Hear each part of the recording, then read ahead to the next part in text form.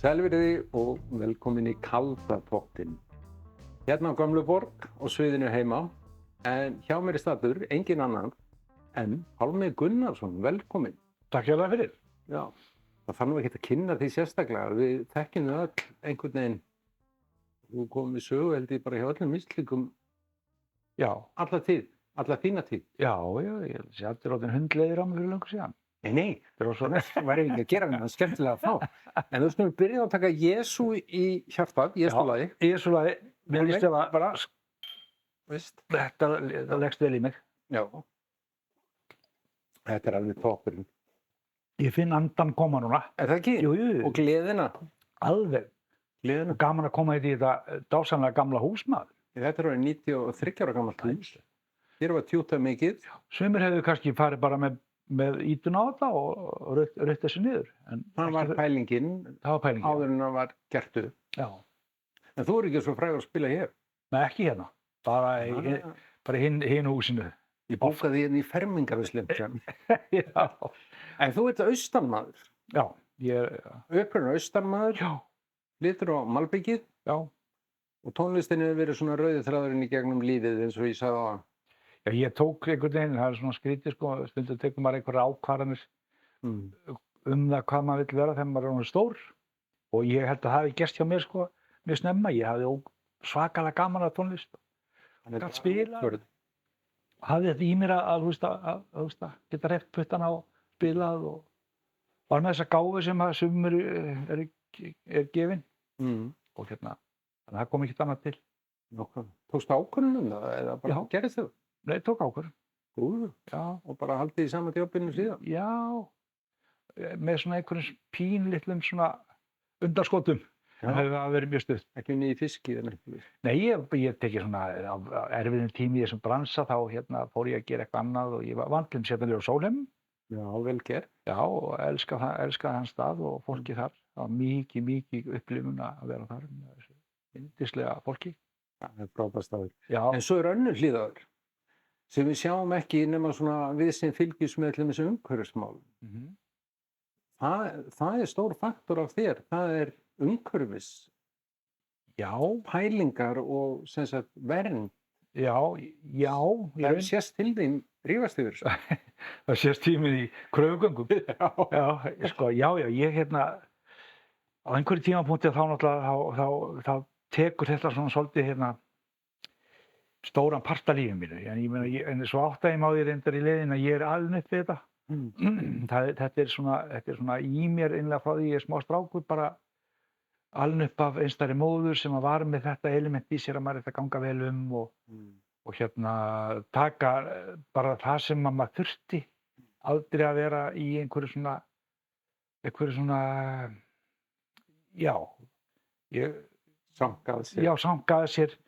Ég dæmið það bara hjá henni var þegar ég var að koma eftir næturvaktirnar úr silungsveiði og hendi 20 fiskum í vaski hjá henni og þegar ég var búinn að gera þetta 5-6 sinnum þá sá hún hældi mér alltaf sko. Svolítið gaman að hún skulle vera svona duglegur að koma í matinn alltaf og svona.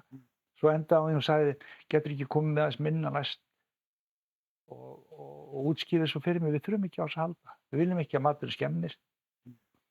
Og við erum búin að gefa hvort þér öllum í götunni fisk og ef við kemum meira þá verðum við bara sett út af sakramentinu. Svo hló hún æðislega.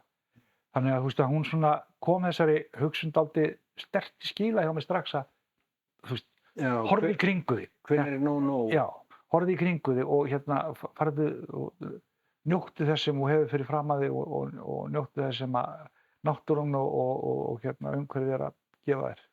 Nákvæmlega. Þannig að þetta var svona eitthvað sem ég hugsaði kannski ekki mikið fyrir eftir að ég er orðinn fullorðinn maður sko. En þetta eru kynslóðnar sem þurft að hafa fyrir lífinu. Já, heldur betur sko. Og væri eðlilegast að hugsa að safna nógu miklu til að lifa af. Já, og auðvitað voru náttúrulega safnarar. Það meina við höfum hákarlahjallana og við höfum þorskhjallana og fólk var alltaf að búa sér pínlítið í haginn. En ég sko, því ég hugsa tilbaka til Vopnafjarðar, þá var ekki rosalega mikið svona, það sem maður myndi kalla bara pjúra græðgi hjá almennt fólki. Það var bara harðurlegt fólk að vinna, hafa ofan í sig, koma börnunum á legg og hafa svona föt og mat handa öllum. Það var helst að maður segi það kannski einum eða tveimur kaupfélagsstjórum og einhverjum svona svoleiðis gaurum. Mektarfólk. Já, það var svona liðið sem kannski var að gera eitthvað pínundurins. En ekki þorri manna í dag og kvenna náttúrulega bara einhvern veginn að lifa mánaðamóta, einhvern veginn svolítið bara að halda þessu rúllandi í óstabílu ástandi? Jú. Ég held að það fari ekki að milli mála hérna. Þetta er alveg gríðarlegt hark á stórum hluta Íslendinga í dag.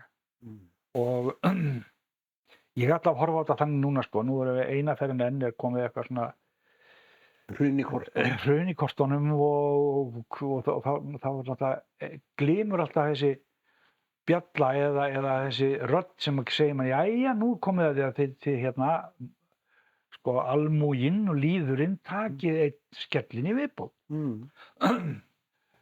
Niður með brækur. Nákvæmlega. Nú komið það einni ferðin í viðbót og mér finnst þetta að vera svolítið svona það sem ég hef upplifað á minni löngu ævi. Það hafa svona hálfskerflu gengið yfir okkur. Þetta rúllar alltaf svona 8-12 ára fresti, þá kemur dívan. Já, eitthvað svona vesen. Og þá er eins og þessi ítt á einhvern automat sem stendur á nú skulum við láta ykkur taka það. Af því að við kunnum að láta ykkur taka það. Hrunið var svolítið ekstrím ástand. Það sem eignar upptaka fólks sko, er svo staðista bara í Íslands sögu. Er einhver ástæða til að ætla að það muni verið eitthvað öðruvísi næst þegar við þurfum að taka hennar skell? Ég var að lesa einhvers staðar að Landsbankinn skilaði methagnað á fyrstu mánuðum ársins. Á sama tíma að hækka stýrivexti og segja okkur að þrengja hólina. Og bara gjöra svo vel og taka eina ferðin enn skalt þú sjáum þetta vinnur og þið, lýðurinn, mjólkubeljurnar, við ætlum að láta ykkur sjá þetta. Og hérna, ég meina, bara lítið dæmi sko, ég veit bara á mínu heimili, við erum með einhver lán á einhverju húsi og svona, bara eðlilegt og allt, bara eins og að vera, nema að á einhverju nokkru mánuði þá er bara afborganir búin að hækka fleiri 10.000 skilur á mánuði. Eina ferðin enn. Þú eru örugglega að prófa þetta á. Já, nákvæmlega, eina ferðin enn. Þannig að ég held að sko, við erum náttúrulega bara ein af sko 1000, 2000 Íslendingar sem að standa frammi fyrir bara nákvæmlega sama hlutnum. Sumir náttúrulega kannski ennþá verð vegna þess að ég segi bara fólk sem er að reyna að harðfylgja að koma yfir sig húsnæði og hleypur inn á lánamarkaðinn og það er allt alveg bara já, komið leiðið börnunum og komið til mín. Þetta er ekki hægt lengur. Nei, þetta er orðið tóm helvítis tjara og það er... Hvað er búin að sjá þetta oft æfum? Allt og oft, ég hef ekki töl á því. Stundum var maður kannski ekki mikið að pæla í þessu en vissi alltaf að því að það voru vandamálin þau hrönnuðust upp og þjóðin þurfti að taka á þeim. Ekki þeir sem áttu mesta peninga. Það var aldrei verið þannig. Aldrei. En það er krónuhagkerfi okkar svolítið byggt á því að krónan er venduð með belti og axlaböndum í verðtryggingasystem. Því fleiri krónu sem því öruggar ertu. Þess vegna ég er þess fylgjandi því að gangi í Evrópusambandið. Helst fyrir að dag. Erum við saman? Já. Jú, erum við góðir. 100% saman. Bara í gær. Ég skil ekki hvað við erum óendanlega vitlaus að vera ekki búin að tryggja einhvern veginn bakarinn okkar betur með því að bara taka þátt í þessu stóra, fína kerfi, sko. Sem hefur fullt af göllum, en gallarnir sem það hefur er ekki gallarnir sem við höfum. Skilur við. Það er bara ósköp einfalt mál. Og það er ekkert ástæðulaus að það eru ákveðnir fossar sem vil ekki sjá þetta. Það er ákveðin stjórnmálaöfl sem vil ekki sjá þetta. Einu sinni var Bjarni Benedík rétt, það var mjög áhugasamur að ganga í Evrópusambandið, svo fattaði allt í einu að þá kannski er svolítið erfitt fyrir hann og eyjaklanið. Og þá bralla þessu. Pólitík er eins og náttúrulega bara vindhana pólitík á Íslandi, þú veist. Hefurðu fylgst alltaf með pólitík? Varstu pólitískur strax Sem ungur maður eða Já, ég var það, dálítið. Og þá Og var að skoða allan fjandann. Mm. Ég meiri sér svo frægur að fara á landsfund Sjálfstæðisflokksins. Úður. Já. Já, það er eftir. Já. Það er ekki landsfund. Það var náttúrulega bara helviti gaman, sko. Það var helviti mikil, Það er mikið sjó mikil upplifun. og fólkin. Já, og kastararnir upp á sviðið og já, mér bara skratti athyglivert að fá tækifæri til þess að fara í hljópan í skarðið fyrir einhvern vin minn á Vopnafirði sem veiktist. Og þá var ég svona, vissi ég ekki alveg hvað ég átti að kjósa svona, en þetta var fín svona pæling að skoða þetta. Hefur hangið með þeim? Nei. En þeir senda mér alltaf samt einhver helvítis bréf. Þú skráði ekki í flokki? Ég skráði maður á sínum tíma. Mér er sagt að fá maður aldrei að skrá sig úr hann. Er það ekki svoleiðis? Ég skráður í hann, sko. Ég náttúrulega hef skráði mig í svo skráði ég mig náttúrulega þegar Vinstri grænir kom fram við, þá hélt ég að græna prógrami sem ég var búinn að bíða eftir alveg rosalega lengi. Þá það myndi raungerast í Vinstri grænum.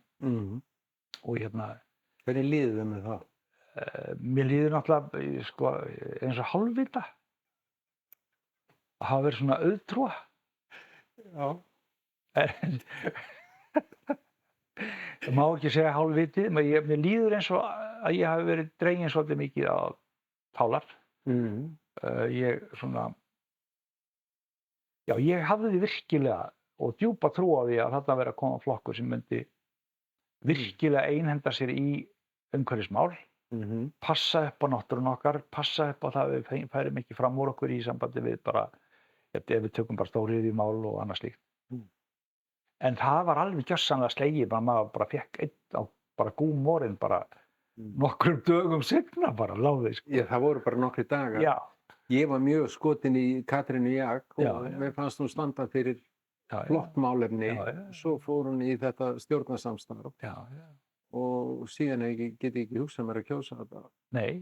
Bara sorry. Það mun aldrei nokkuð tíma að gera það. Það er alveg klárt mál. Þeir eru raunverulega að taka þetta græna dæmi út úr og vera bara vinstri. En svo þeir ekki einu sinni vinstri. Nei, þeir eru langt í frá þessu vinstri. Hvar sérðu vinstri í Vinstri grænum? Hvar sérðu grænt í Vinstri grænum? Ekki neitt. Bara alls ekki. Bara alls ekki. En talandi svona þessi náttúruvernd og hvert við erum að fara og hvert heimur stefnir, við erum búin að hlusta á fréttir núna í 20 ár, þetta sé alltaf að fara til landskotans. Já. Á þessum 20 árum erum við búin að sjá heilu plasteyjurnar fljóta hér höfin og við erum að sjá ræktun á fiski sem að blandast inn í villta stofna. Bullið hættir einhvern veginn ekki. Nei. Það er einhvern veginn, við setjum alltaf meira bull ofan á bullið. Sko það er vegna þess að við höfum allar dyr, það er alltaf galopinn og þegar þú nærð með einhverju harðfylgi að loka einum dýrónum, bulldýrónum, þá eru bara við hliðina á þeim eru bara aðra sem eru bara tilbúnir að opna.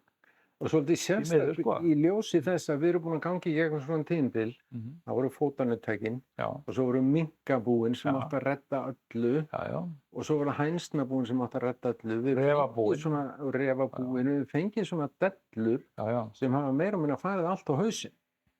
Alltaf. Með ærnum kostnaði. Já. Og nú er það fiskurinn í sjávarkvíum. Já. Og þetta er allt meira og minna normenn sem eiga þessar kvíar og... Já.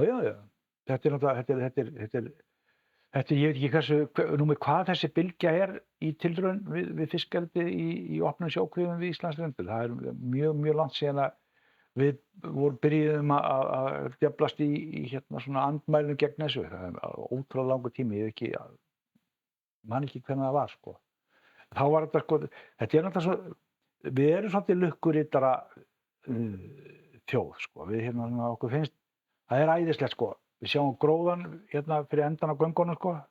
Það drýpur smjör af hverju strái og ég ætla að vera rosa ríkur á því að ala lax í opnum sjókvíum. Og til þess að gera það þarf ég ekki nefna bara svona einhvern hring með neti og svo þarf ég að gefa og einhver seiði. Svo slátrum við og allir vera æðislega ríkir og flottir. Þetta er það sem þetta byrjaði alltaf á. Þetta voru náttúrulega allt til andskotans. Í öllum þessum bylgjum hefur þetta farið til fjandans. Þessi síðasta bylgja núna, hún aftur á móti hefur innan gæsalappa gengið betur af þeirri einföldu ástæðu að það er náttúrulega betri tækjaábúnaður. En hún hefur samt sem áður ekki tannilega gengið betur því að það er ennþá að sýkjast fiskar. Það er ennþá að drepast úr kulda fiskar í kvíum. Það er ennþá verið að moka hræjum upp í einhverja báta sem eru sigla með drasli í land. Það er ennþá, við erum ennþá að fá sjá verisýningar. Og það var, því var logið að okkur bókstaflega þegar þetta byrjaði núna síðast, að þetta yrði alveg sjúkdómalaust. Við þurfum ekki að hafa neina ágjör. Við værum, það væri svo, það væri orðið svo flott, sko. Og allir, já, æðislegt. Allir voru bara, allt í einu opnast augun, já, gaman. En á sama tíma voru normenn að herða allar sína reglur út af ullarbjakkinu kringum þetta. Já, og normenn sem eru með sko skítadreifin eftir sig sko, út öll lönd, þau eru Chile, Kanada, Bandaríkin, út allt eru þessi risastóru norsku fyrirtæki, þau hafa á einhverjum tímapunkti átt að sjá því að við erum að fylla alla fyrir því hérna heima.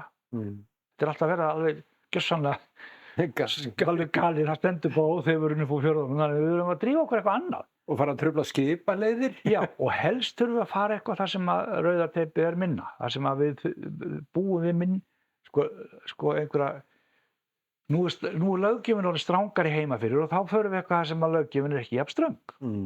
Þetta auðveldar okkur að gera þetta og koma sér í gagnið og við bara þurfum að borga pínlítið í mútur og við þurfum að ráða einhverja forseta Alþingis til þess að tala fyrir okkur og vera talsmenn okkar. Við þurfum að, það er auðveldara fyrir okkur að gera og hérna á Íslandi er náttúrulega alveg talandi dæmi það. Er þetta bara minkabúin all over again? Já, bara í alveg svakalega stóru umfangi. Sko. En fólkið upp á landi á þessum stöðum klappar fyrir þessu? Já, veistu, þér að segja þá skil ég það að einhverju leyti, sko. Það er verið að tala að það sé verið að brauðfæða og það sé verið að laga til og það eru fleiri vinnu. Já, og þetta er allt saman skiljanlegt. En sko, hvað verður síðan eftir af þessum peningum í þessum byggðarlögum? Og hvað sitja þessi byggðarlög uppi með þegar, með mínum huga er ekki spurningu hvenar, heldur þegar að norðmennirnir sýna okkur afturendan og sigla heim eftir að vera búin að mjólka það sem hægt er að tutla úr þessu og þeir eru ekki að sýna okkur ekki þá virðingu að þrífa einu sinni upp eftir sig. Það er bara þekkt dæmi. Eru leikreglurnar hérna svona, þekkir það? Er það svona frjálsar að bara Pétur og Páll getur sett upp sjókveldi, ekki bara leyfi í umhverfisstofnun? Já, sko, til að byrja með var það þannig og ég meina, það var þannig að ég gat bara, ef ég áttaði á því, shit, nú ætla ég að vera með, ég ætla að sækja alveg kvelli, að setja niður 20 kvíar þarna. Bara úlind doffa á einhver stóra kortinu. Svo skrifaði ég bara rosalega hratt og örugglega umsókn á, það mátti þess alveg vera stílabókabað. Nokkurn veginn hnitinn þar sem þetta átti að vera og blónk. Leyfið komið. Já. Og hvað gerir svo í framhaldi af því? Þegar komið leyfið. Mikið af þessu sem ég kalla lukkuriddara sem voru snöggir til á þessum tíma. Þeir fengu alveg leyfið bara mjög auðveldlega fyrir kúk og kanil. Ég hef heyrt það, sko. Það er ekki spurning, þú getur leitað það uppi hvað sem er. Borguðu skít og ekkert fyrir þetta. En þeir, aftur á móti, þegar þeir voru konum með leyfin í hendurnar, komið leyfi fyrir því að setja niður 10 kvíar hér, 6 kvíar hér, 5 kvíar hér, þá gátu þeir fara að manga með leyfin. Selja. Já. Og það eru náttúrulega margir af þessum strákum, orðnir helvíti vel efnaðir á því að selja þessi leyfi dýrum dómum til þessara risafyrirtækja frá Noregi og eignast síðan náttúrulega stóran hlut jafnvel í fyrirtækjunum og annað eftir því. Mér skilst að sé einhver norskur gaur bara 30 sem á meiri partin af þessu dóti. Hann er kornungur, aðalerfingi stóra fyrirtækisins. Það sé nú hann býr nú heldur bara meira eða minna alltaf í New York og er svona í fyrirsæti bransa. Duglegur strákur. Já, duglegur strákur. Ég ætla ekki einu sinni að rífast út í hann. Ég ætla ekki að rífast út í þessi norsku fyrirtæki. Þau eru bara svona, þau eru bara rosalega stór og rík og ófarskömmuð í öllu því sem þau taka sér fyrir hendur og og sáu bara sangari var útbreitt hér. En það sem ég velti fyrir mig, Pálmi, þú veist, ég bara skil ekki þessu umræðu, ég reyndi að fylgjast með henni, en að dúndra niður sjókvíaeldi í einhverjum fjörðum, þú veist, ekkert umhverfismat, nú það alveg vitað að firðirnir deyja hægt og rólega, þar sem sjókvíar eru settar niður. Já. Var það ekki issue í neina þessu mál? Jú, eftir að bylgjan fer í gang, þá fara menn, það oft þannig í svona málum að það byrjað að búa til reglunar eftir að þetta komið í gagni, Já. Og ég held að megi segja það í þessu tilfelli að þá svolítið mikið verið að smíða einhvers konar eftir á reglugerðir. Og við ímynda hvað það erfitt. Þau komið með, þú veist, 10 kvíar niður og allt það. En ég auðvitað náttúrulega betra seint en aldrei í sambandi með svona reglugerð, en þetta hefur samt sem hafi verið ótrúlega skrítið og það hefur allt eftirlit hefur verið í djöfulsins mýflugumengd. Mast hefur skitið alveg ruglað upp á baki í þessu og þeir segja bara skýringin svo við höfum ekki mannskap og það alltaf verið að finna einhverja svoleiðis afsakanir fyrir hlutunum. Heldur þeim ekki geta lært af sjókvíaeldi í Kanada, í Chile, í Noregi, bara áður en að koma að þessu og sagt, ok, nú vil einhverju koma hingað og fara að ala lax í sjókvíum, opna sjókvíum. Nú ætlum við að byrja á því að kíkja á hvernig þetta annars staðar. Svo ætlum við að búa til reglugerð. Og svo ætlum við að gera þetta í réttri röð. Og kannski endur á því að bara segja, hey, þetta eitthvað sem borgar sig að gera. Förum eldi upp á land frekar, við eigum fullt af heitum sjó, við höfum alls konar lífsgæði sem við getum nýtt okkur í að ala þennan fisk við aðra aðstæður. Ég hef ekki á móti við að ala lax. Ef einhver vill borða eldislax, þá bara vil ég það sé gert upp á landi, betra eftirlit, betri meðferð, miklu betri vara. Á hringrásar, nýting á vatni. Já, nákvæmlega. Meðan að hitt allt saman bara opið, eins og maður myndi segja.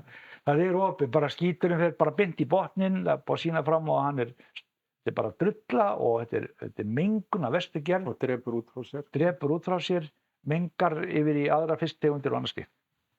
Ég heyrði einhvers staðar að það þætti, þetta eru reyndar gamlar upplýsingar, einhver hvíslaði að mér og sagði að það þykir örugg sjókví ef þú missir bara 10%.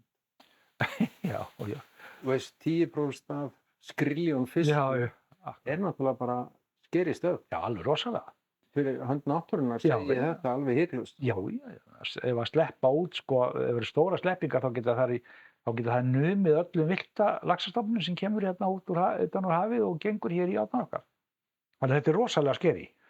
Og það vitað blöndun á allt þetta, en ég vil fara með þetta bara á einn stað. Ég segi bara þetta bara mengandi matvælaframleiðsla. Og ófrískum konum ráðlagt frá því að borða eldisfisk. Já, það komin alls konar upplýsingar.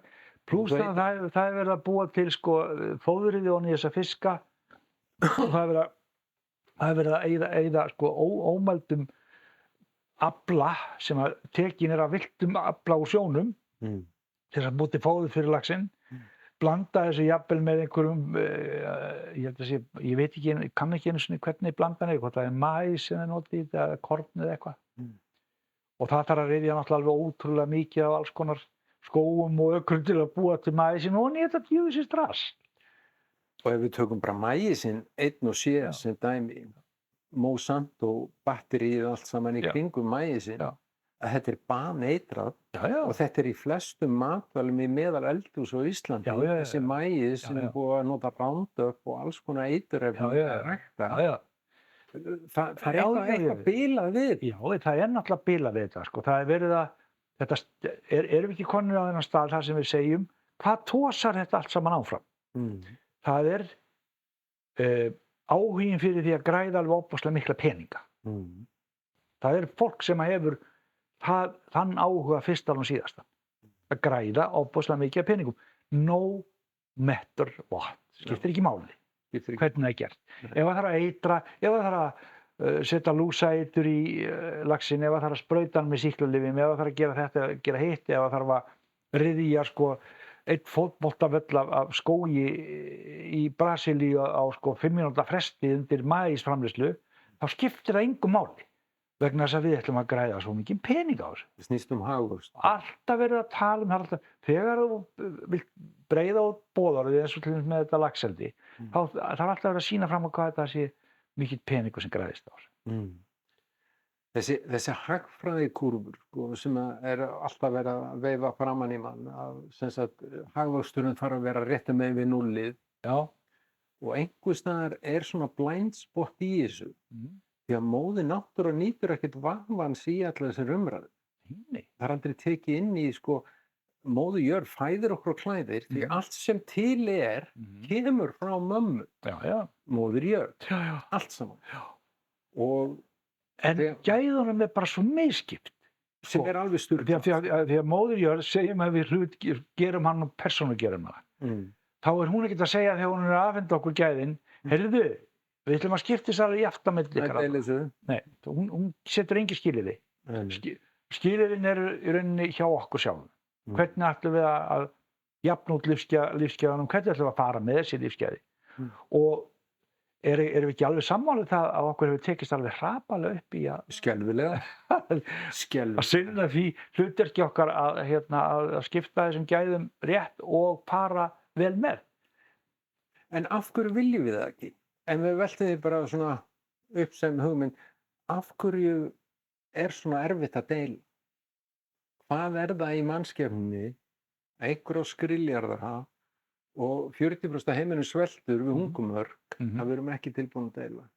Hvað er það í egóin okkar sem að gera það verk? Ég vildi óska þess ég vissi það.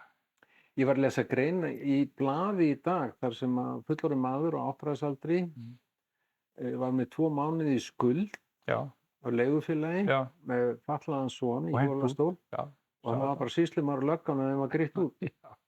Hvað er það, veist, í alvöru? Þetta er náttúrulega bara ómennska mínu áliti. En þessi ómennska virðist grassera í okkur mannkyninu alveg endanlega. Já, ég meina ég var líka að horfa á eitthvað fólk niður í einhverju ólistustu íbúð í kjallara sem ég nokkuð tíma séð, sem að einhverjum erlendu fólki sem var að koma hingað í skjól til okkar var troðið hon í húsnæði sem að er engum manni bjóðandi og algjörlega kolólalegt. Og þannig að þú veist að við sjáum þetta í hnotskurn á hverjum einasta degi að það er eitthvað þarna úti af fólki sem að virðist á einhverjum tímapunkti virðist vera bara losa sig við mennskuna. Það bara kúpla sig frá. Það bara fer í burtu frá þessu. Mér er alveg sama þó að sé einhver gaur frá með fjölskyldunum sinni frá Venezuela. Ég fæ 170 skall fyrir þetta helvíti strall sem ég er að bjóða honum upp á af því að hann hefur ekki önnur hús að venda. Og mér er alveg sama. Ég vil bara fá þennan pening. Ég veit, sko, hvaða hugsun þetta er, ég hef ekki hugmynd því að hún er svo einhvern veginn fjarlæg mér sjálfum, sko. Ég hugsa til þess, ok, ef ég hefði fæðst ríkur, segjum ég hefði fæðst bara með silfurskeið í kjafti, þá hryllir mér stundum við þessari tilhugsun vegna þess að ég hugsa með mér, er manneskjan bara þannig að ef hún er sett í einhverja ákveðna stöðu, þá mótar þessi staða þá karakterinn forever og gerir þið að einhverju. Já, ég held að við gerum þetta, við setjum okkur í gókunarröð, hver á rétt á hverju og hver á meiri rétt en aðrir. Og peningar er the ultimate power. Já, algjörlega. Bara, veist, því meira sem átt, þú fær vel virðing og klapp frá samfélaginu fyrir eitthvað á dríkur. Því miður. Og átt mikið. Já. Og þetta er ekki bara sjálfsagt. Einn og einn er að sjá að sig. Það er náttúrulega búið að bölva Bill Gates og öllu því klani. Alveg út í ystu myrkur af því að hann var svo ofboðslega ríkur á því að Svo er hann að njósnum okkur líka. Svo er hann að njósna. Já, það er rétt. Hann vill hann ekki... Og setti í COVID-efnið. Já, vildi hann ekki var ekki agenda hjá honum að minnka fjölda íbúa jarðarinnar 2 milljarða eða 3? Það segir sagan. Já, sagan segir. Sagan segir. Mér finnst þetta, en sko það, ég tek hatt minn og sko, mér er andskota sama þegar uppistæði hvaða gott kemur. Ef það er einhver alveg óhóflega ríkur maður, sem er bara, hann er svo ríkur að hann bara sefur bara á penningahrúgunni. Ef hann segir allt í einu, heyrðu, þetta gengur ekki, ég hef ekkert við þetta að gera, ég ætla að gefa þetta ég ætla að búa til stóran sjóð og sjóðurinn hann fer í það að hjálpa fólkinu í Afríkulöndunum þar sem bara bústar ekki til vatn, það er ekki til matur, það er ekki til lyf, það er ekki neitt. Þá segi ég bara fínt. Tek undir. Tek hattinn á fyrir honum. Það búið að bölsótast dálítið mikið út í nýjasta vin okkar Íslendinga sem er Ratcliffe. Já, jarðareigandi. Já, og búinn að, og er náttúrulega sko alveg forríkur, Bretti, einn af þeim ríkustu í heimi. Hann er að hamast við það að reyna að gera eitthvað skemmtilegt fyrir austan og hefur gert samfélaginu ágætt að því lítið til að það er búið að vera fullt að gera og svona innspýting inn í samfélagið og hann er að vakta laxastofna og með alls konar tækni flottheitum sko, gegnum gervihnettir og svona, með litla rannsóknarstofu þeim og Opnafirði sem vinnur að því að fylgja þessu eftir og hefur sagt að hann ætlar að leggja sitt að mörkum til þess að reyna að bjarga Atlantshafslaxinum. En segir reyndar, mér fannst það svolítið fyndið, hann sagði reyndar í einhverju viðtölum daginn, en ég er ekki viss mér takist það. Já, ok. Já, þannig að út af eldinu þá. Já, bara út af líka bara ástandinu á þessum stofnum. Atlantshafslaxinn, Norður-Atlantshafslaxinn, hann var fyrir löngu síðan þá var hann búinn að deklæna 40 og eitthvað %, sko. Ok. Já, sem er rosalegt. Er ekki að skila sér upp í átnar. En þarna allavega kemur maður sem er tilbúinn til að leggja eitthvað á mörkum og eyðir fullt af sínum peningum í það. Þá koma náttúrulega samsærisræðurnar að segja að það hlýtur að vera eitthvað svona annað svona. Það er eitthvað agenda. Já, eitthvað sem maður þurfum að vara. Ég er ekki jafnhræddur það sko, en ég bara fagna þessu. Hann er hamast við að gera það sem hann virkilega langar til að gera og eyðir sínum pening í það. Trúir hann? Alveg fullkomlega. Ok. Ég hef enga ástæðu til þess að rengja mann. Nei. En ef hann bendir mér á það einhvern tímann á þessum ferli að þetta sé að ég hefði átt að trúa einhver öðru, þá er ég alveg tilbúinn til þess að éta bráni mig og gera það eitthvað í því. Skilur. En argumentið sem ég hafa heyrt hann er sko ekki hann per se heldur ef nógu ríkur einstaklingur raða sér einhvers þar sest hér að og kaupi næstu jörð, hann getur keypt sig allar hringinn ef hann nógu mikið af peningum. Já. Veist, Já, það er argumentið sem ég hef heyrt þetta. Hann á einhverjar 7 jarðir. Já, það er náttúrulega margir sem eiga 7 jarðir á Íslandi, sko. Já, en hann er ekki Íslendingur. Nei, hann er ekki Íslendingur. Gleymum því ekki. Þetta er helvítis útlendingur. Og hann er ríkur að ekki, hann á þóttu og hann er, sko, okkur ekki vel við þetta. Ég meina, í fyrir hrun, sko, í bólgunni, þá náttúrulega átti eitt fyrirtæki sem hét Lífsal, þeir voru ábyggilega 80 eða 90 jarðir. Ok. Og það voru Íslendingar, sko, á baku það var ekkert útlendingahyski sem var starf á ferðinni, sko.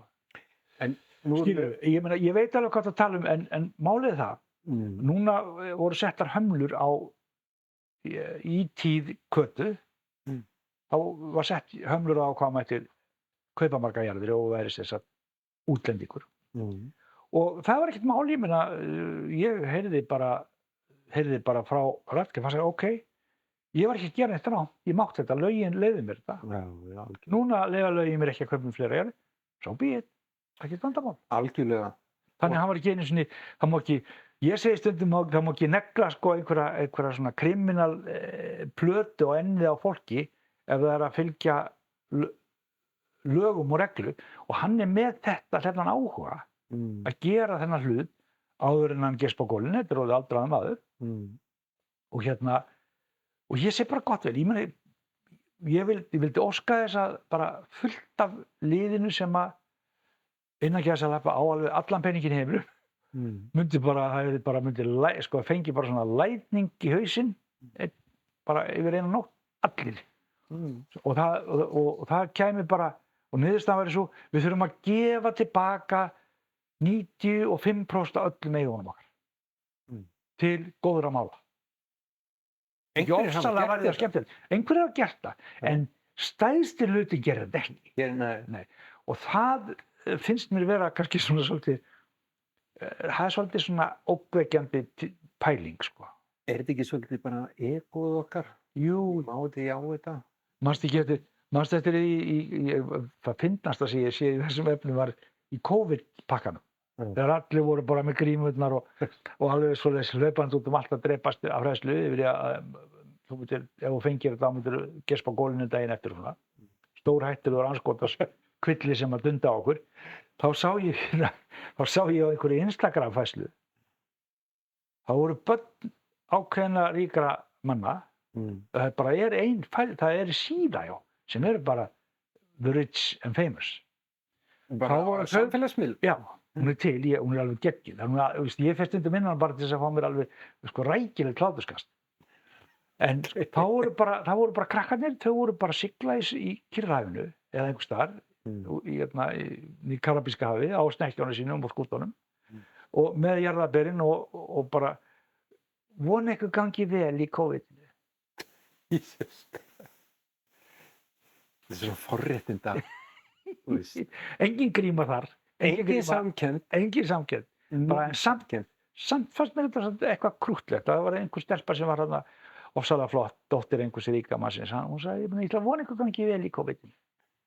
Hún hafði þá senda okkur hlýjar hugsanir, sko.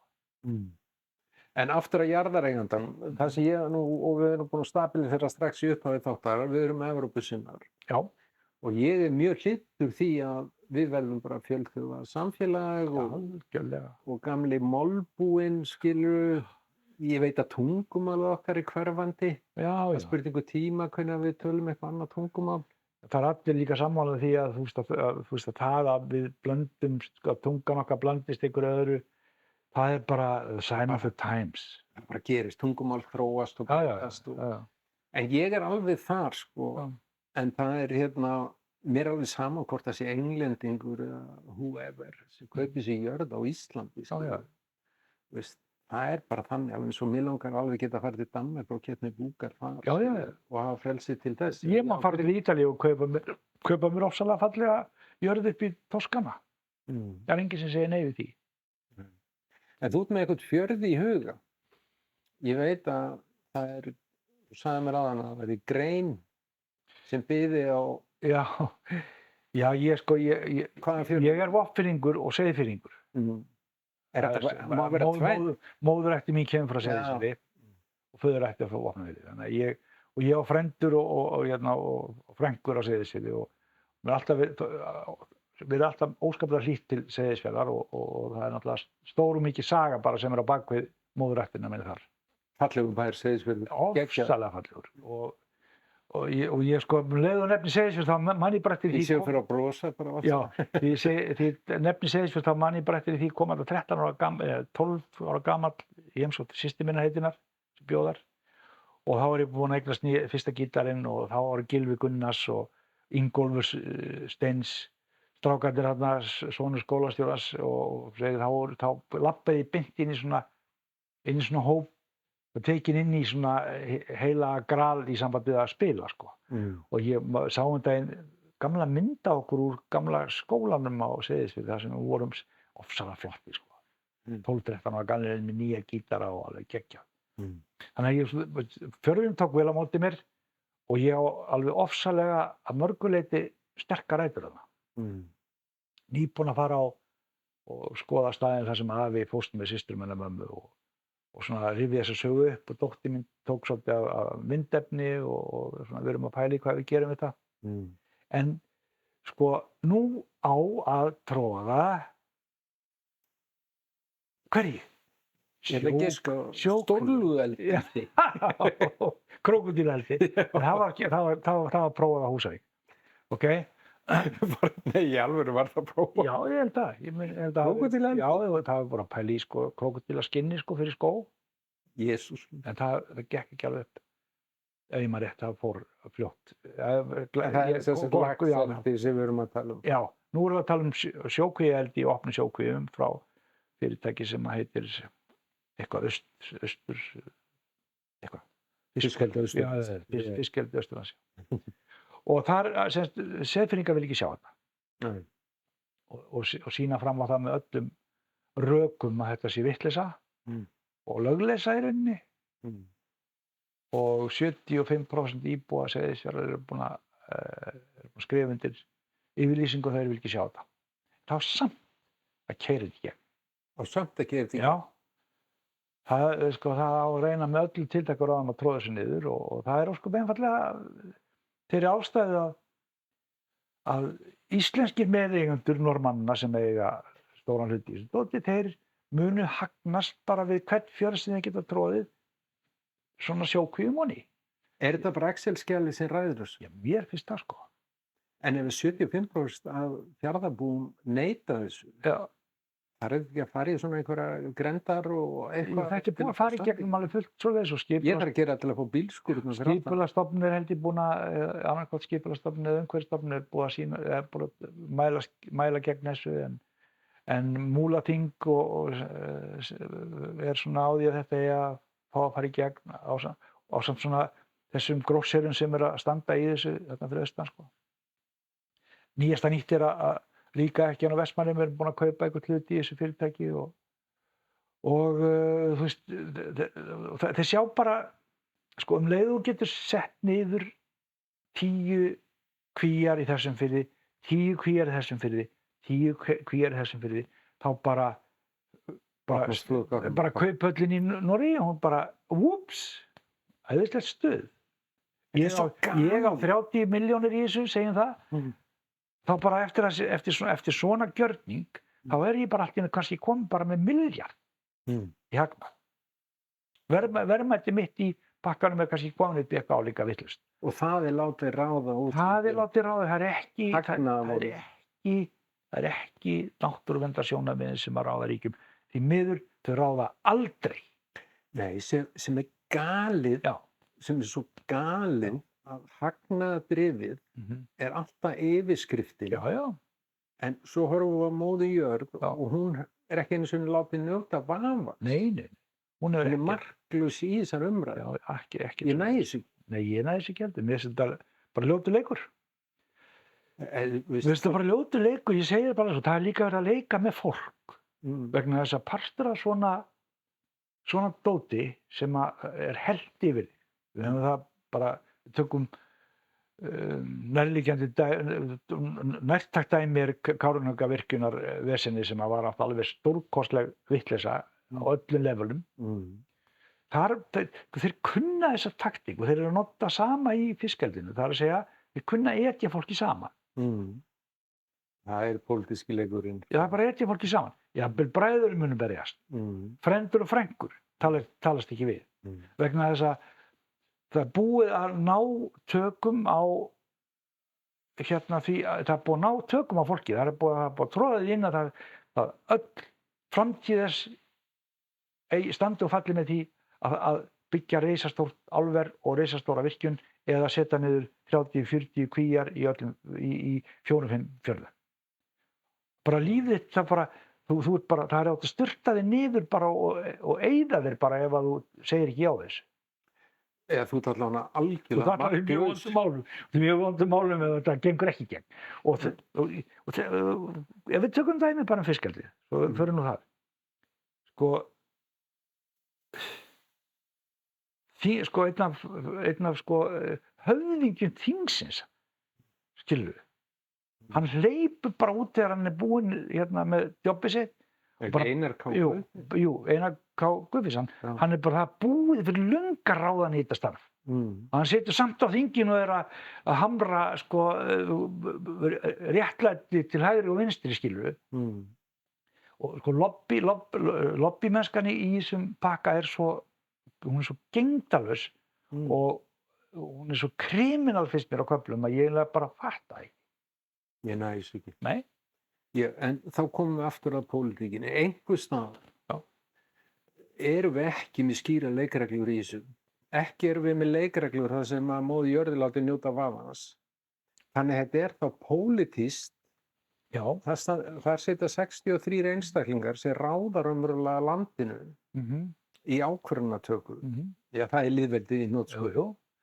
Og einhvers staðar, þó kannski flestir þingmenn viti að þessi bull, Já. þá er þetta samt látið slæta í einhverjum hrossakaupum. Já, já. Það er skeriparturinn í þessu. Mér finnst það mjög leiðilegt.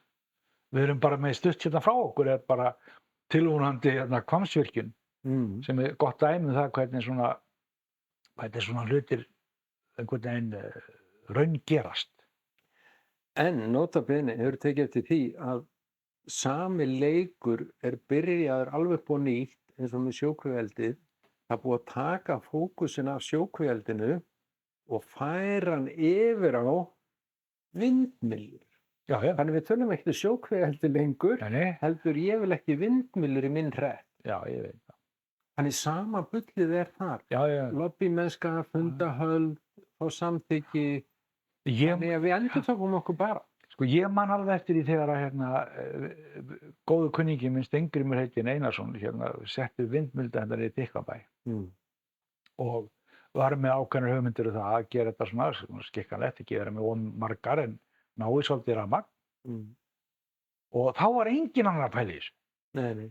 Svo fer það náttúrulega eins og það fór en sko það var ekki fyrr búin að fara eins og það fór þegar ég fór allt í að heyra byrju, vá. Nei, trúi sig ekki. Það var bara komin tillaga garð hér og ef þú horfir á Íslandskortið núna, það er bara skrautleg, bara myllur út um allt. Það eru myllugarðar út um alla trissur. Hvað er þetta eiginlega? Og mér finnst, sko, ég skil rökin að við þurfum ákveðin efni eins og ál í eitthvað. Já, ég... En ég þoli það ekki þegar sko nota gegn mér í umræðinni. Já. Viltu frekar álið sér framleitt í Kína með meiri mengun heldur en að hafa það hér. Já. 80% okkar raforku fyrir stóriðju. Já. Talandi um Bakka. Já, sama berð það. Ég meina, við vorum þetta spjallaðum á hann hérna við kaffibolla. Ég var einhvern tímann að ólatast í Kötu. Og Vinstri grænum fyrir þetta Bakkabull og að þau skyldu samþykkja, það skyldi fljúga í gegn. Steini Reiði var maðurinn í því. Jú. Það var bara herra Vinstri græn. Bara sjálfur græningin stóri, með þessi stóri græni. Rauðbirkni græningi. Já, hægri, nei vinstri, fyrir ekki. En alltaf þá var svarið sem ég fékk og ég held á það bara með þessi einhvers staðar bara niður skrá vegna mér fannst það svo merkilegt. Hefðirðu frekar vilja fá álver? Já, hvort vildur vera kildur í magan eða í augu? Já. Veldur. Hefðirðu frekar vilja fá álver? Semst minna collateral damage ef þú ferði yfir í Bakkasótið. Það er aðeins minni útblástur og eitthvað, skilurðu, hefðirðu frekar viljað fá álið? Svarið mitt var ósköp einfalt. Ég vildi ekkert frekar fá álið, ég vildi ekki fá neitt. Nákvæmlega. Fallegasti stað, bara þessi bær og þetta bæjarstæði og svæði sem að Bakki stendur á það. Ég meina, ég keyri næstum út af því ég fer fram hjá þessi verksmiðju í dag. Þegar mér finnst hún svo hræðileg. Á þessum ótrúlega fallega stað. Bær sem er að byggja allt sitt upp á því að bjóða gestum alls staðar úr heiminum til þess að koma og njóta þess að vera þarna, fara í hvalaskoðun, skoða umhverfið. Og svo skjótum við hvalinn hinum megin við landið.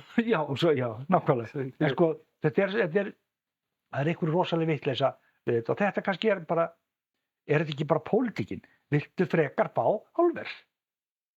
Þetta er galið svar í sjálfum sér. Viltu frekar, Seyðfirðingar, hvað sagði einhvern daginn þegar í umræðinu um Seyðisfjörð? Já, það er nú 15 störf sem koma í Seyðisfjörð ef við setjum þetta niður. 15 störf? Já. Viltu frekar fá?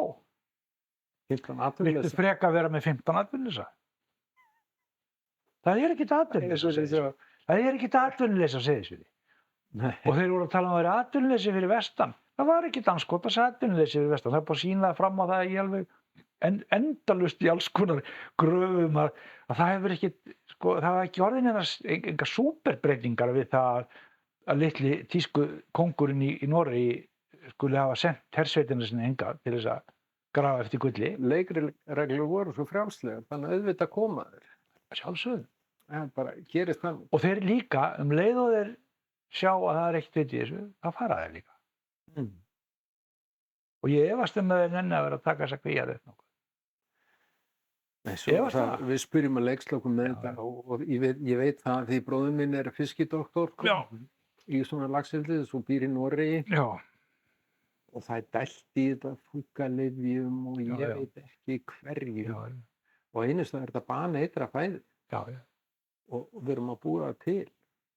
Hefur við ekki alveg nóg með maísinn sem er búið að setja sko Roundup og allt rastlið og við erum að borða það. En hvað hættir vitleysan? Og ég held sko, staðreyndi svo, ef við að vera rosalega svartsýnir á fólk hérna smá jesúlagi. Jesúlagi til sko, ég held að þetta sko, það þarf eitthvað alveg ofboðslega mikið að gerast til þess að þessi þróun hægi á sér og ég tala nokkuð að hún stoppi. Það verður að vera hagvöxtur. Já, en hvenær, já, ég veit það. Af hverju höfum við þetta bara ekki eins og í Bútan, þar sem að þeir mæla sko, þeir eru með mælieiningu í sambandi við sko þjóðarhag sem er verk sko hamingju, þeir mæla sem þjóðarframleiðslu í hamingju. Þetta er annað svo skemmtilega klikka sko. Já, skemmtilega frábært líka. Já, æðislegt og virkar á einhverjum levelum og þeir eru náttúrulega, það er þetta litla ríki, það er að mörgleiti mjög skemmtilegt sko. Og eina ríkið í heiminum sem sko skilar sko koltvísýringunum, þeir eru með mínus upp á fleiri milljón tonn held ég bara. Okay. Já. Af því að þeir bara eru ekkert að menga og þeir eru ekki að höggva skóga og þeir eru bara skila alveg haug tilbaka. Já, það þarf að vera hringrás. Já. Það verður að vera hringrás. En það er líka vegna þess að þeir kannski haga sér svolítið öðruvísi heldur en við erum ekki beinlínis að við eyðum, við þurfum að eyða svolítið miklu, við þurfum að vera svolítið duglegir við að láta illa. Sóum alveg brjálæðislega miklu. Já, við erum mjög ofarlega á listanum yfir supuskap Íslendingar. Já.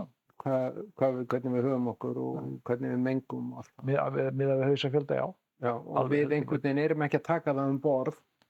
Við bara einhvern veginn trúum því að það sé bara allt í gúti og þetta reddist. Já. En það er ekki raunin. Ég er svolítið sammála Gretu í Svíþjóð. Hvernig dirfist ykkur? Af hverju sko leyfum við ruglinu halda áfram? Aftur og aftur. Og bara common sense er ekkert common. Nei. Það er einhvern veginn vantar eitthvað inn í þetta. Það vantar náttúrulega bara fyrst og fremst stopparan. Það er ekki bara að finna hann. Hann er bara ekki til staðar. Stopparinn er ekki til staðar. Það dugar ekki að Greta og fleiri sem eru að vinna gegn umhverfismálum, loftslagsmálum og öðru slíku. Það dugar bara virðist ekki. Það er ekki stopparinn. Við þurfum eitthvað miklu víðtækara samstarf og miklu víðtækari skilning á því hver staðan okkar er. Og mér fannst alveg æðislegt, ég sá einhvern Sigurður sonur minn, hann sýndi mér, það voru breska þinginu, það var einhver sem var að tala loftslagsmálin og einhver gaur sem kom þar í einhvern svona fyrirspurnum tíma og hann sagði sko,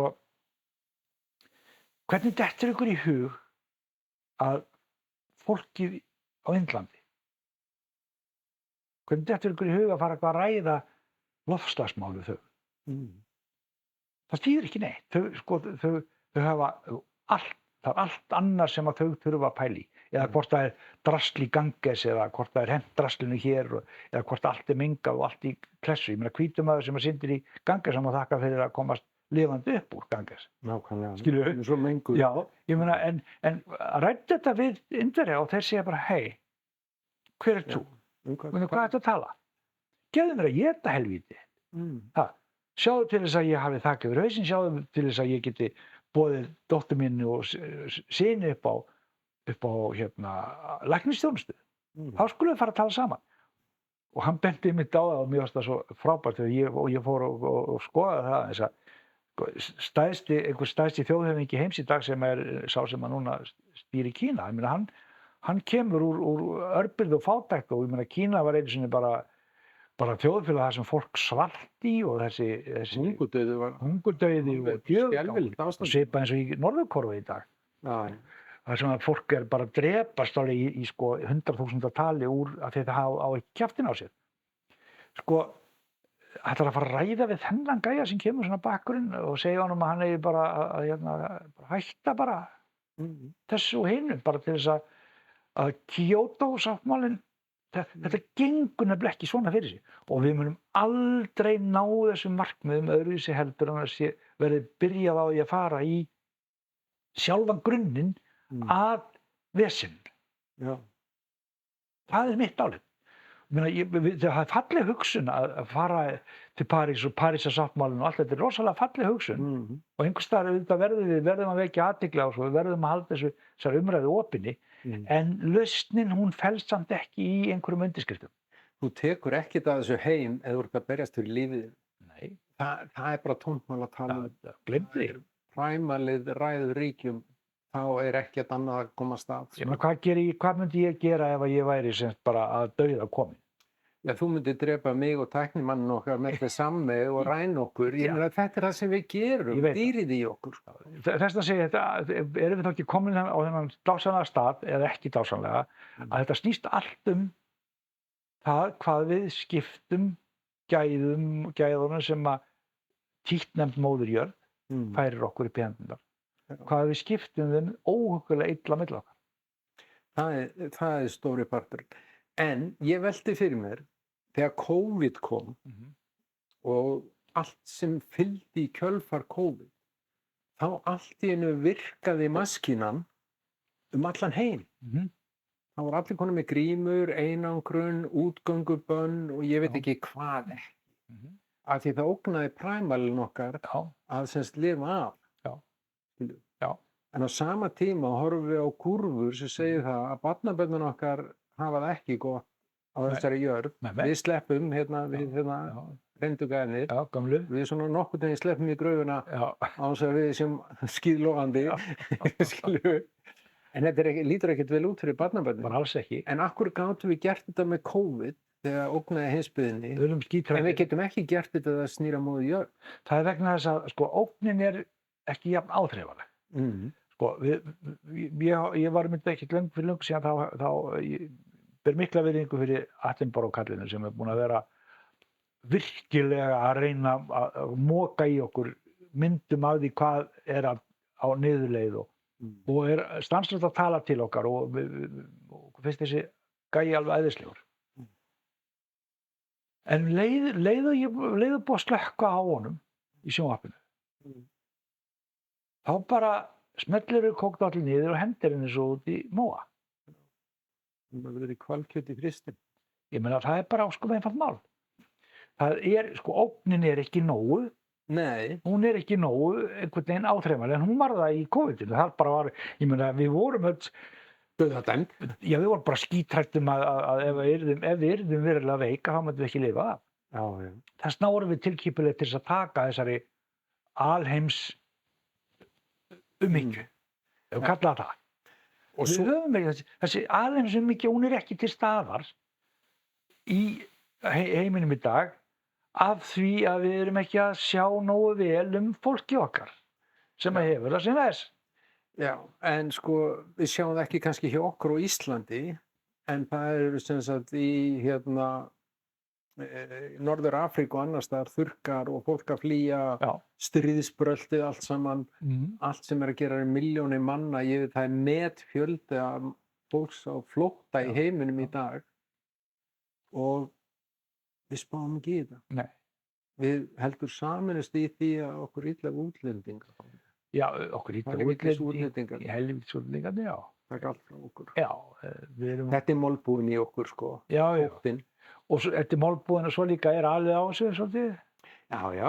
Það ákveðin aðilar sem að hafa bara helvítis mikla hagsmuna gæta á því að ala á þessum 8 og ná sér í ákveðin prik út af það ala á þessum 8 og koma sér inn á þing. Já, koma sér inn á þing og hanga inn á þingi kannski út af þetta og svona.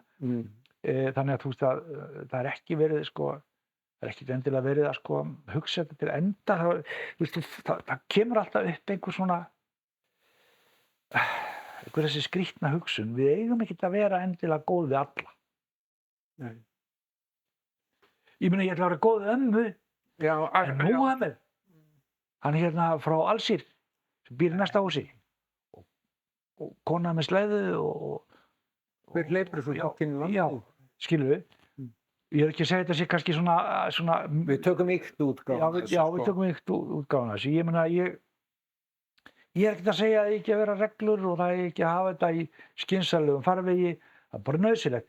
En ástæðan fyrir þetta er svona djöfulli glatað, er það er aldrei byrjað á réttum enda, frekar en í sjókvíaeldinu. Það er alltaf verið að byrja, það er alltaf verið að búa til einhvers konar reglur eða einhvers konar system eftir að Það búið að gera hluti. Já, eftir á reglur. Og það er ekki stýrir ekki góður lukku, sko. Nei. Mér finnst það eiginlega bara hálfdapulegt. Mér finnst hálfdapulegt að við skulum vera stödd þarna, sko. Já. Ég verð dapur að tala þetta og þið hugsaum það að ég er komin á 70-aldur.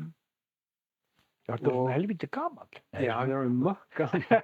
En það sést ekki. Skáli fyrir því. Skáli fyrir því. Ég var nokkuð að ræða hvað ég er gamall. Nei. Það mínum aldrei. Er það að maður er búinn að horfa á íslenskt hagkerfi, fara hring eftir hring, jóðaverðbólgu í alls konar. Ég veit að við fengum Marshall-aðstoð til 1976 á Íslandi því við vorum bara vanþróað ríki. Já. Svo urðum við nýrík. Já.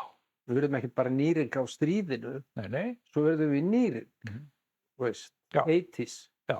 Og þá byrjar þetta höfrungarhlaup allt saman að eignast alla hluti. Kvótakerfið er arfleið úr þessu. Já. Og einhvers staðar nennum við ekki að spá í þetta. Því feitari sem við verðum, því minna nennum við að spá í þetta. Já. Og þeir sem því feitari sem við verðum, þá nennum við ekki að spá í það. Og þeir sem hafa ekki fengið að vera menn í fitubollukeppninni, skilju, og ekki að ná endur saman. Þeir hafa ekki úthaldið, vegna þess að allt powerið þeirra fer í það að reyna einhvern veginn í andskotanum að komast að, milli mánaðamóta. Já. Og það er bara, sko, þetta er nú gömul og þekkt, þetta er náttúrulega þekkt úr sögunni, sko.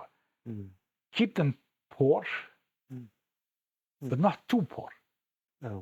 Haltu þeim fátækum, en ekki hafa þau ofátæk.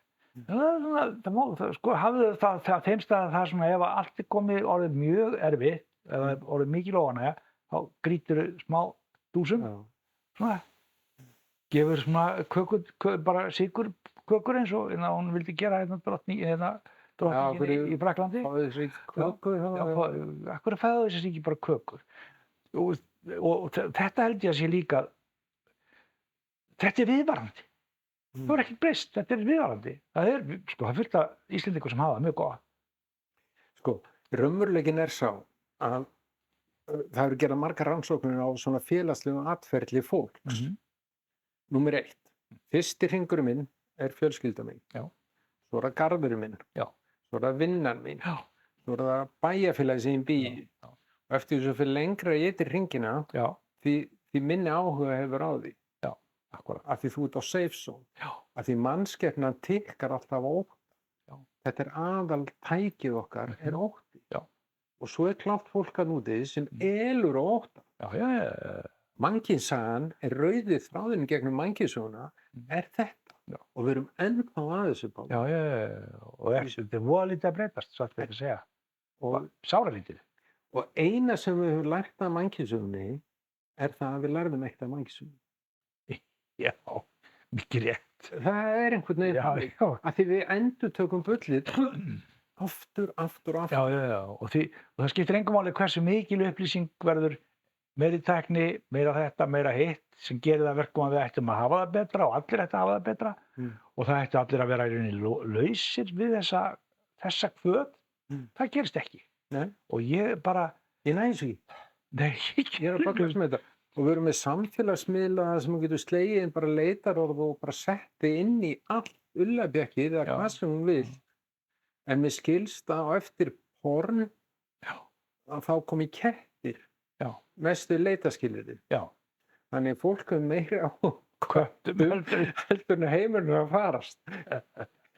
Svolítið gott. Þetta er svo galið. Við fullum ykkur fyrir köttum sem eru endislegir, sko. Hérna einhver stór.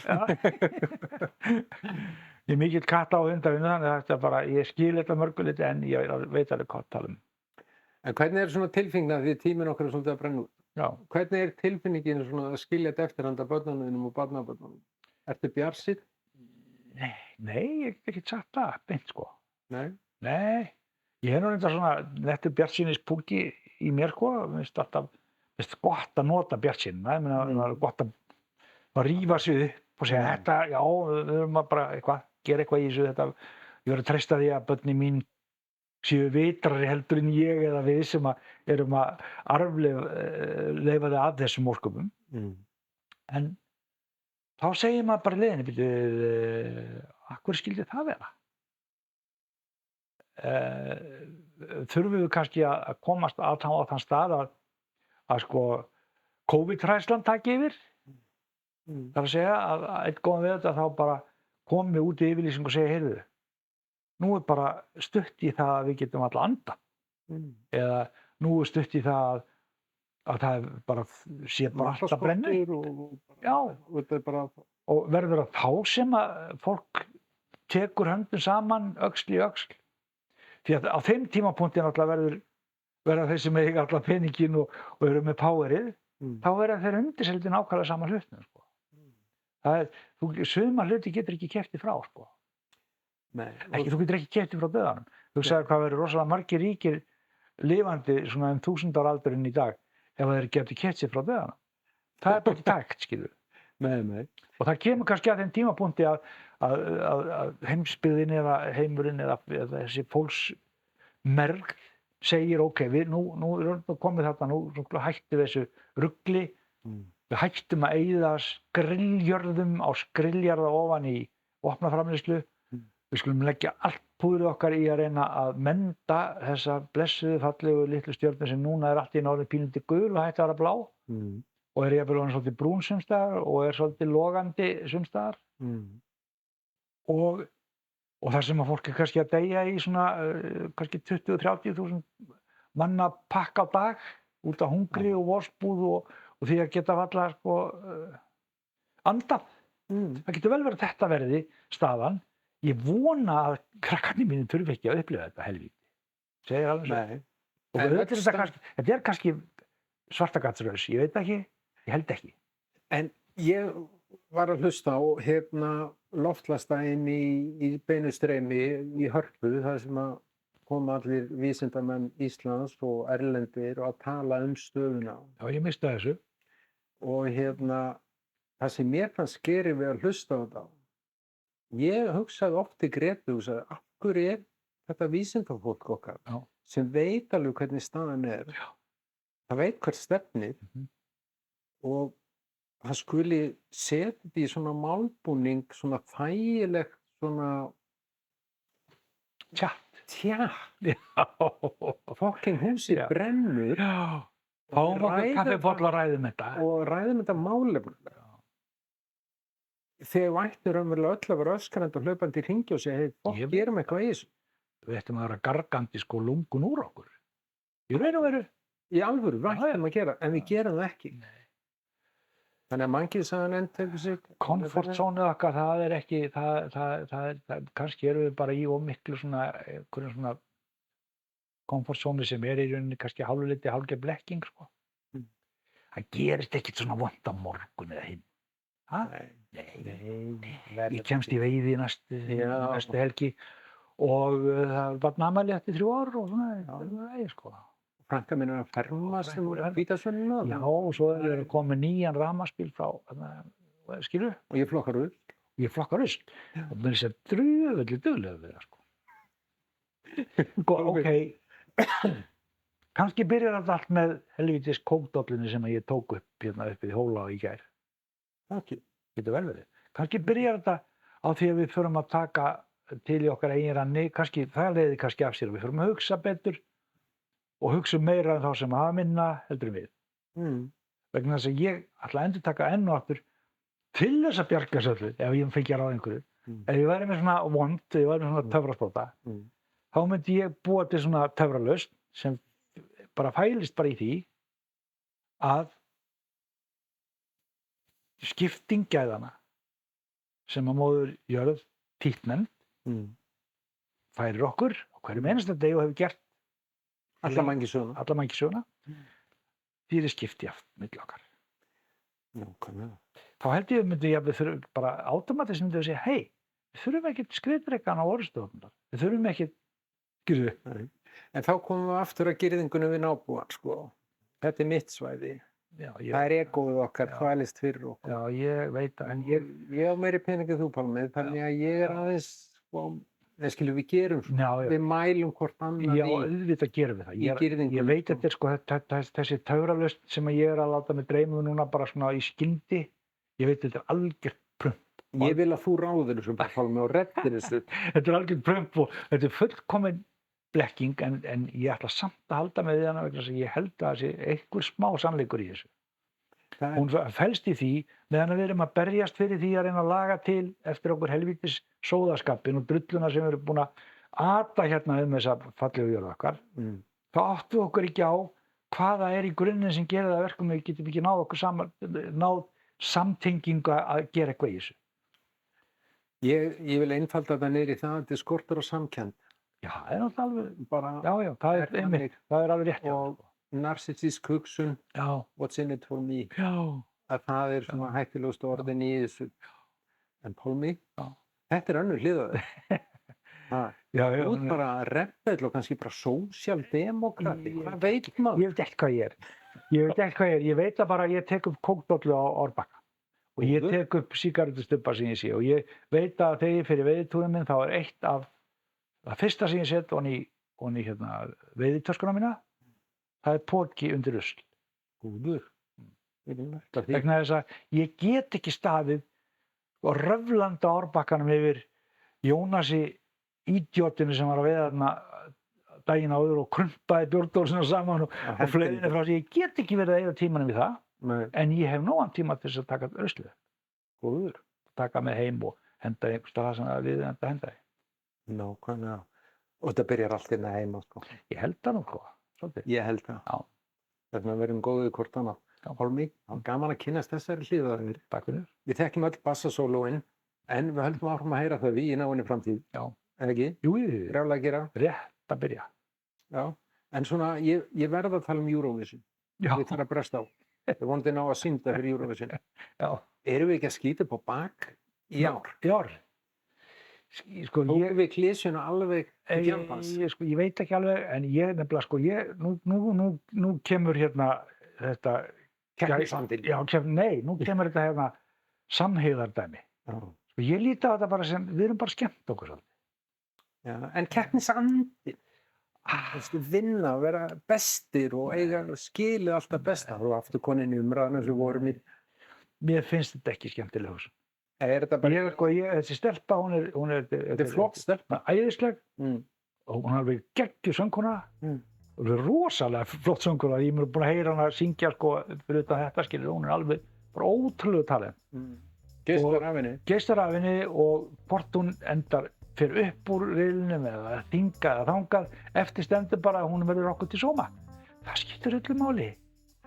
Við látum þetta vera enda orðin á því að sko þetta er bara í anda ungmennafélagana. Þetta er ekki spurning um að vinna, heldur taka þá. Yes! Pálmi, mikið rosalega gaman að sitja hérna. Og þið sem heima sitið, eða hvar sem þið sitið, fylgist með okkur í næstu viku og kemur inn en annar þáttur af Kalda pottinn. Takk.